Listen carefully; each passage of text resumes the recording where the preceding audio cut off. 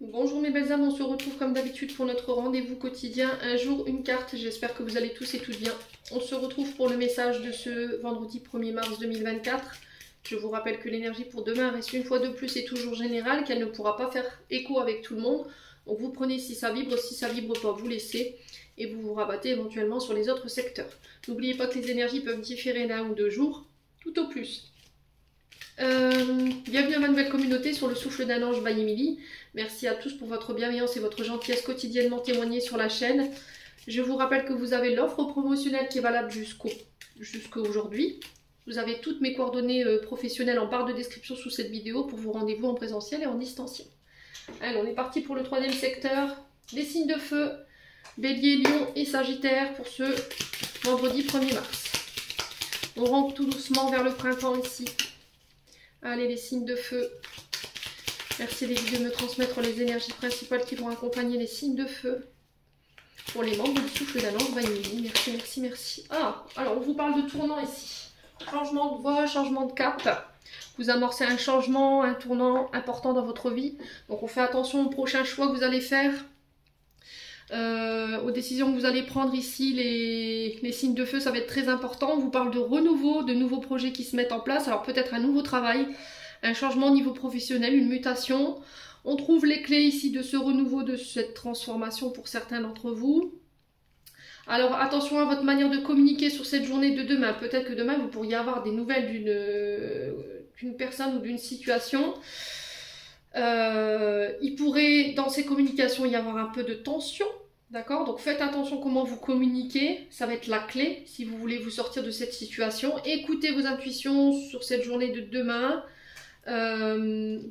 On parle de déplacement en lien avec la justice pour demain. Si vous étiez convoqué pour voilà, les tribunaux, la gendarmerie, la police, on vous parle de déplacement en ce sens.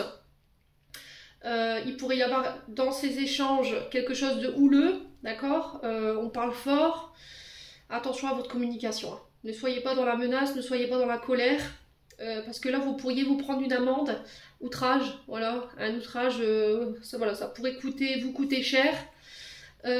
Pour certains, on règle des choses en lien avec la justice. Alors, on vous parle de cadeaux inattendus sur cette journée de demain. On vous parle d'événements qui ne vont pas se passer vraiment comme vous l'auriez voulu. Donc, faites attention.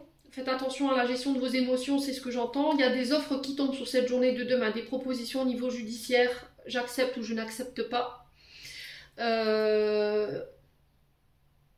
Ouais, concernant des conflits. Alors pour certains, vous avez été victime de cambriolage, d'accord? Ou, alors j'entends carjacking, sympa. Vous êtes fait agresser. Je pense que demain, vous passez au tribunal. Où vous allez recevoir des nouvelles liées à cette affaire. Et là, il pourrait y avoir un peu de tension. Voilà, on fait une offre, mais je ne suis pas forcément d'accord avec cette offre ou avec cette décision judiciaire. Faites attention, hein, les loulous, signes de feu. Je plaisante pas hein, quand je vous dis, faites attention à votre manière dont vous allez répondre parce que ça pourrait vous coûter cher et je pourrais avoir des prunes qui tombent là ou des outrages. Voilà. Donc on fait attention.